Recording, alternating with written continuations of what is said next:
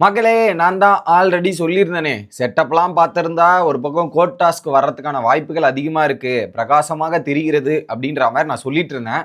அதுக்கேத்த மாரி இன்னைக்கு அந்த ஃபர்ஸ்ட் ப்ரோமோல பார்த்தீங்கன்னா, கோர்ட் டாஸ்க்க அறிவிச்சுட்டாங்க. அதுல நெறைய விஷயங்கள் இருக்கு. கொஞ்சம் டீட்டெயிலா பார்த்துருவோம். சேனலுக்கு புதுசா இருந்தீங்கன்னா சப்ஸ்கிரைப் பண்ணிருங்க. மறக்காம லைக் பண்ணிருங்க காய்ஸ். மறந்துடாதீங்க. இப்ப கண்டென்ட்டுக்குள்ள போயிரலாம். ஸோ கனி தான் அந்த லெட்டரை படிக்கிறாங்க. இந்த வாரம் பிக் பாஸ் வீடு வழக்காடு மன்றமாக மாறப்போகிறது அப்படின்றது. நேற்று நாங்கள் அந்த செட்டப்பை பார்க்கும்போதே கண்டுபிடிச்சிட்டோம் இதுதான் கோர்ட் டாஸ்க் தான் அப்படின்ட்டு. ஏன் பிசிக்கல் டாஸ்க் வைக்க மாட்டேங்கிறாங்க அப்படின்றது பார்த்தா 2 காரணங்கள் சொல்லப்படுகிறது. ஒன்று, இப்போ ஏதோ சைக்ளோன் வருதாமே, இன்னைக்கு டேட்ல ஏதோ அனௌன்ஸ்மெண்ட் வந்திருக்கான். பிசிக்கல் டாஸ்க் வச்சு மழை பெஞ்சு திரும்ப அதை செய்யாமல் போகிறதுக்காக. ஸோ அதுக்கு ஏன் நம்ம போகணும், ஓரளவுக்கு இந்த டாஸ்கே வச்சிடலாம் அப்படின்ற மாதிரி இந்த ஒரு விஷயத்த வச்சிருக்கலாம் அப்படின்ற மாதிரி பிளான் பண்ணியிருக்காங்க. ரெண்டாவது, இவனுங்க ஆல்ரெடி கொஞ்சம் ஆக்ரோஷமா இருக்கானுங்க. அதில் போயிட்டு ஏதாவது ஆயிடுச்சுன்னா நம்ம நினைச்ச பிளேயர்ஸை காப்பாற்ற முடியாதோ அப்படின்றதுக்காக இதையும் ஒரு விஷயத்த பிளான் பண்ணியிருக்கலாம் அப்படின்றது தான் நமக்கு தெரிய வருகிறது. இது ஒன்று. ஸோ வழக்காடு மன்றமா, இப்போ ஒவ்வொருத்தர்கிட்டையும் ஒவ்வொரு கார்டு கொடுத்துருக்காங்க. அந்த கார்டுல அவங்கவுங்க பேர் போட்டிருக்கு.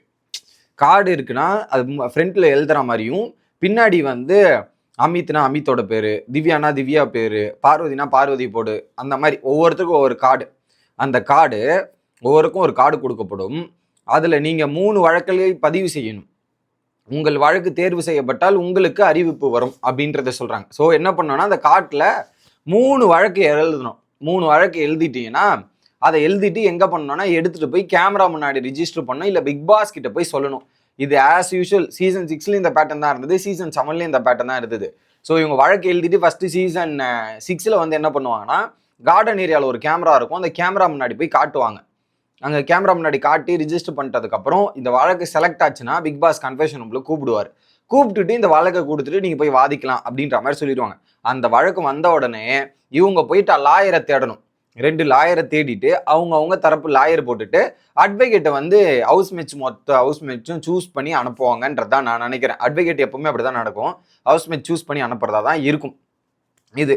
ஸோ இதில் என்ன பண்ணுறாங்க, அதில் எல்லாரும் அவங்க இஷ்டத்துக்கு இருக்கிற வழக்குகள் எழுதிப்பாங்க. இதில் பிக் பாஸ் செலெக்ஷன்லையுமே ஒரு இது இருக்குது, அது நான் கடைசியில் வரேன். ஸோ ஃபர்ஸ்ட் என்ன எழுதுறாங்க, பார்வதி கனி எழுதுறாங்க. சபரி மிக வயலண்டாக நடந்துக்கும் போது நிறுத்தாமல் தன்னிச்சையாக முடித்து எடுத்துள்ளார். ஸோ சபரி வைலன்ஸை தட்டி கேட்கல, அவங்க பயஸ்டா இருந்தாங்க, சபரிக்கு ஃபேவர் பண்றாங்க அப்படின்ற ஒரு கேள்வியை மட்டும் தான் வைக்கிறாங்க அந்த இடத்துல. அவங்க தட்டி கேட்கல, ஐ மீன் அது என்ன, சபரிக்கு வைலண்டா நடந்து தட்டி கேட்கலைன்னும் போது தட்டி கேட்கவில்லை தான். அந்த ஒரு ப்ராப்ளத்துல வரும்போது கரெக்டா இப்ப நம்ம ஒரு வழக்கு போறோம்னா அது நம்ம ஜெயிக்கிற மாதிரி தான் போடணும். அதுக்கு பிளான் பண்ணி தான் இங்க பார்வதி கரெக்டா அந்த வழக்கை போட்டிருக்காங்க. இந்த வழக்குக்கு ரிவார்டு ஒன்று இருக்கும், ரிவார்டு இல்லாமலாம் இருக்காது. So there must be a reward அப்படின்றத நான் பார்க்குறேன். ஸோ அதனால எல்லாரும் தன்னுடைய கேஸை ஜெயிக்கணும் அப்படின்றது தான் பார்க்கணும். ஆனால் இதில் வேற மாதிரி ஒரு கேம் விளாட்லாம். ஜெயிக்கிறது மட்டும் இல்லை, மற்றவங்களை எக்ஸ்போஸ் பண்ணுறதும் இது மூலியமாக பண்ண முடியும். அந்த கேமுக்கு போகிறாங்களான்றது பார்ப்போம். ஜெயிச்சே ஆகணும்னு அவசியம் கிடையாது. ஒரு விஷயத்தை எடுத்து அவனை எக்ஸ்போஸ் பண்ணுறதுக்கு நம்ம ஒரு பாயிண்ட்ஸ்லாம் ரெடி பண்ணி எக்ஸ்போஸ் பண்ணி விட்டா அது அவங்களுக்கு ஆப்பாக போயிடும் அப்படின்றது தான் பார்ப்போம். இதில் தன்னிச்சையாக முடிவெடுத்துள்ளார் அப்படின்னும் போது கனிக்கு இது கொஞ்சம் பாதகமாக தான் போகும். ஓகே, பிக் பாஸும் அதை பயன்படுத்துவார். அடுத்து விக்ரம் வராரு. அமித் என் மேல் அபாண்டமான உழைப்பு திருட்டு பழி போட்டுள்ளார். ஸோ விக்ரம் மேலே அமித் உழைப்பை திருடிட்டாரு, அதுக்கான கிரெடிட் கொடுக்கலையோ ஏதோ ஒன்று கொடுக்கலையோ அப்படின்ற மாதிரி பழி போட்டிருக்காராம். அதை கேள்வி கேட்க போறேன் அப்படின்ற மாதிரி சொல்லிட்டு இருக்காரு. ஓகே, இப்போ இந்த 2 வழக்குகள் வந்துருச்சா? ஆனா இந்த 2 வழக்குகள் பிக் பாஸ் கிட்ட சொல்லிட்டாங்க. அதுல பிக் பாஸ் டீம் எப்படி பிளான் பண்ணுவாங்கன்னா, வழக்கு செலெக்ஷனும் எப்படி நடக்கும் அப்படின்றது கேளுங்க. இந்த டாபிக் எடுத்தா நமக்கு மக்கள்கிட்ட ரீச் கிடைக்குமா, மக்கள்கிட்ட நல்லா ஒரு கான்ட்ரவர்சி வருமா, பாசிட்டிவ் வருமா, நெகட்டிவ் வருமா, ஏதோ ஒரு ரீதியில் இந்த ஒரு டாபிக் எடுத்தா மக்கள்கிட்ட ஏதாவது ஒரு சலசரப்பு ஏற்படுதா அப்படின்ற மாதிரி யோசிச்சு தான் டாப்பிக்கை செலக்ட் பண்ணுவாங்க. நீங்க போய் போட்டு ஒரு டம்மி கேஸ் எல்லாம் கொடுத்தா செலக்ட் பண்ண மாட்டாங்க. அதன் மூலியமா சேனலுக்கு ஏதாவது ஃபேவர் இருக்கா, ஏதாவது கருத்து வருதா அப்படின்றத தான் பிளான் பண்ணி பண்ணுவாங்கன்றது தான் எண்ணம். ஓகே, அதனாலதான் இங்க பாத்தீங்கன்னா தெரியும், அந்த ப்ரோமோல 2 பேரை காமிச்சிருக்காங்க. எதற்கு காமிச்சிருக்காங்கன்றது உங்களுக்கே புரிஞ்சிருக்கும். ஒன்று. அடுத்து இன்னொரு கேஸ் ஒன்று வந்திருக்குது. அந்த கேஸை கடைசியில் அந்த விஷுவல்ஸை பாருங்களேன். ஒரு பக்கம் நீதிபதியாக, இன்னொரு பக்கம் இந்த பக்கம் அமித், இந்த பக்கம் திவ்யா, இவங்க 2 பேர் நீதிபதியாக உட்காந்துட்டு இருக்காங்க.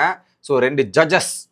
இன்னொரு பக்கம் யார் யார் கேஸ் கேளுங்க, ஆதிரை மற்றும் வினோத் கேஸ் விழுந்திருக்கு. ஆதிரை வினோத்துக்குள்ள அந்த ஒரு நடந்துச்சுல்ல டாஸ்கில் ஒன்று, அதில் ஆதிரை தன்னுடைய முழு வன்மத்தையும் கொட்டி விட்டு சில விஷயங்கள்லாம் பண்ணாங்க இல்லையா. இப்போ என்ன பண்ணியிருக்காங்க, அந்த கேஸ் அப்ரூவ் பண்ணிட்டாரு பிக் பாஸ், கான்ட்ரவர்சி டாபிக். இப்போ ஆதரிக்கு லாயரா வந்து அரோரா, வினோத்துக்கு லாயராக விக்ரம், இவங்க 2 பேரை வச்சுட்டு இப்போ வாதாடு. இதுல வந்து வினோத் காண்டாயிடுவார். ஏன்னா ஆதிரி இது அரோரா வந்து பாயிண்ட் பேசி ஏதாவது மாடக்குனா வினோத் காண்டாயிடுவார், வினோத் மாட்டிப்பார் அப்படின்ற மாதிரி சில சுச்சுவேஷன் இருக்கு. ஸோ அவங்களுக்குள்ள பிரச்சனை வரதுக்கான வாய்ப்புகள் அதிகமா இருக்குது. கண்டிப்பா இந்த வழக்கை ஆதிரி போட்டிருக்காங்களா இல்ல விக்ரம் இது வினோத் போட்டிருக்காரா எனக்கு தெரியல. அது நம்ம யார் போட்டாங்கன்றதை வெயிட் பண்ணி பார்ப்போம். அதுக்கு நடுவுல ஒருத்தர் பக்கத்துல நின்று இருக்காரு பாத்தீங்களா இல்லையா, அந்த இது புச்சுன்னு ஒயிட் கலர் ட்ரெஸ் போட்டு எஃப்ஜே, அது பார்க்கும்போது எனக்கு சிரிப்பு வந்துச்சு. இன்னொரு பக்கம் கம்ப்யூட்டர் மேன் சபரி அவர்கள் எல்லாத்துக்கும் இன்புட்டு இதெல்லாம் கொடுத்துட்டு இருக்காரு ஜட்ஜஸுக்கு அப்படின்றதான் பார்க்க முடியுது. ஸோ பார்ப்போம், இன்னைக்கு கொஞ்சம் நல்லா இருக்கும்னு நான் நினைக்கிறேன் லைவ். உங்களோட கருத்துக்களை கமெண்ட் செக்ஷனில் சொல்லுங்க. மறக்காம லைக்கும் ஐப்பும் பண்ணிருங்க. Bye guys.